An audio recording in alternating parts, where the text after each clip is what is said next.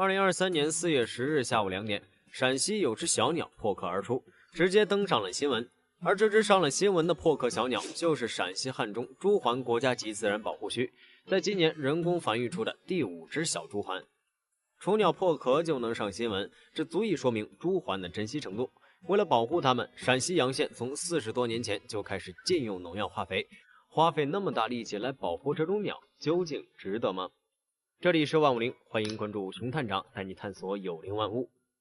中国朱鹮是和大熊猫齐名的国宝，大约诞生于6000万年前，恐龙灭绝时期。在20世纪上半叶，朱鹮遭遇严重的生存危机，数量急剧下降，濒临灭绝。当年在中国发现了7只朱鹮，曾经就是世界上最后的朱鹮。历史上，朱鹮是一种寻常可见的水鸟，曾广泛分布于日本、朝鲜、俄罗斯等远东地区。我国东部沿海、东北和中部的黄河及长江流域中下游地区常见它的身影。朱鹮是大自然造物主的精美杰作，它的美可谓是精妙世无双，是文人墨客笔下的常客。它既是唐代司马真所著《史记索引》里大如鹿而短尾的水鸟，也是西汉时期司马迁所著的《史记》中名为玄木的鸟儿。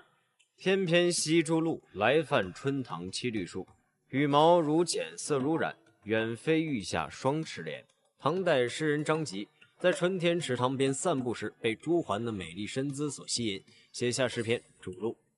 近世纪以来，伴随着工业化发展和环境污染，随着湿地和林地面积逐年缩水，再加上人类猎杀等多方面原因，野生朱鹮种群数量快速下降。1963年，朱鹮在俄罗斯境内灭绝。1968年，日本的朱鹮小金被捕获，后来证实它就是日本最后一只野生朱鹮。1979年，生活在朝鲜半岛的朱鹮销声匿迹。当朱鹮种群站立在生死边缘，中国成了保护朱鹮的唯一希望。1978年，中国科学院动物研究所鸟类学家们组成一支考察队，开始搜寻朱鹮的踪迹，找遍了东北、华北和西北3大地区，跨越9个省区，行程达到了5万多公里。想要在中国幅员辽阔的大地上寻找一只小小的鸟儿，与大海捞针无异。这场朱鹮追踪之旅注定极为漫长。当一无所获的考察队几乎快要放弃希望的时候，他们无意间发现了3根羽毛。1981年，在辽阔的北方大地上，一支考察队耗费了整整3年，走过数万公里的路途，不惜一切想要找到全世界最后的朱鹮，却在这3年一无所获。当考察队走到甘肃省天水市的时候，差点放弃希望的他们无意间发现了3根疑似朱鹮的羽毛。考察队喜出望外，立刻将排查重点定在陕西和甘肃一带。1981年5月18日，考察队向洋县北部的秦岭深处进发，一只朱鹮恰巧从头顶掠过，所有人追着它飞行的方向朝山里跑。5月23日，专家考察组在陕西省洋县八里关乡大店村村民何丑蛋、何天顺的带领下，终于在姚家沟和金家河两地发现朱鹮的营巢地。这里还有7只朱鹮，其中有4只成鹮，3只幼鹮。为了保护这7只世界上最后的朱鹮，我国紧跟着就建立了陕西省洋县朱鹮保护站。因为朱鹮属于涉禽，常常以农田、水边的鱼虾昆虫为食，所以洋县政府还禁止农民使用化肥、农药。中国科学院动物研究所鸟类专家刘英增带着洋县林业局的4名年轻人，在一间废弃民房里建立秦岭1号朱鹮保护站，对7只朱鹮进行实时监控，小心翼翼的呵护。每年繁殖期，在树下设点进行24小时监护，在树干上抹油，放置刀片，有效抵御黄鼠狼、蛇等捕食天敌。在巢下挂了尼龙网，为避免幼鸟掉巢摔伤。朱鹮钟情于有山有水有树林的湿地、水田、农庄和沼泽地，不用农药就不会伤害到朱鹮。而保留高大的乔木，则可以方便朱鹮在高处筑巢休息。40多年来，随着就地保护、人工繁育、野化放归3个环节技术突破，朱鹮种群数量和分布范围大幅增长。国际友好使者成了朱鹮的新身份，它背负着建交友谊，从中国一路飞出秦岭，飞向全国，飞向日本、韩国以及更广阔的东亚领域，备受各国人民喜爱。如今，全世界的朱鹮数量已经突破了7000只，都是当年陕西洋县那7只朱鹮的子孙，是人类文明史上拯救濒危物种的经典范例，也是中国创造出的一个物种奇迹。曾保留下全世界最后7只朱鹮的陕西洋县，如今已经成了世界闻名的朱鹮之乡。然而，在倾尽全力保护国宝朱鹮的背后，是全县人民曾经付出的巨大代价。从1981年发现最后的朱鹮开始，经过40多年的努力，如今野生朱鹮的活动范围呈现逐年扩散的趋势，目前已扩展至陕西汉中、宝鸡、安康3市16个县区1.5万平方公里。即便如此，保护朱鹮的工作人员认为，绝不能掉以轻心。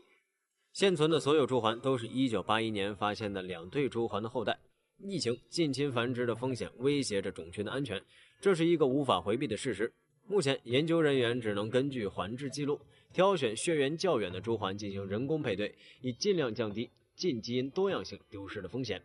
在中国林业大学教授丁长青的坚持下，世界濒危物种红色名录和中国物种红色名录仍将朱鹮的受写等级列为濒危。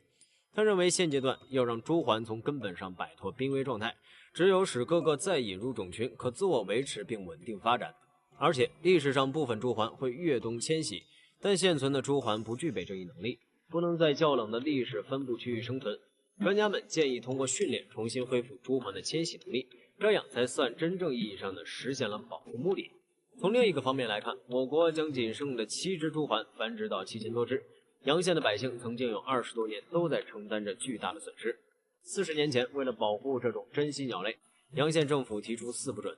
当地农民不能使用农药化肥，不准砍伐朱鹮营巢栖息的树木，导致人们收入大幅度降低。发现朱鹮后的20多年间，洋县农作物减产，地方财政减收，每年损失共计2000多万元。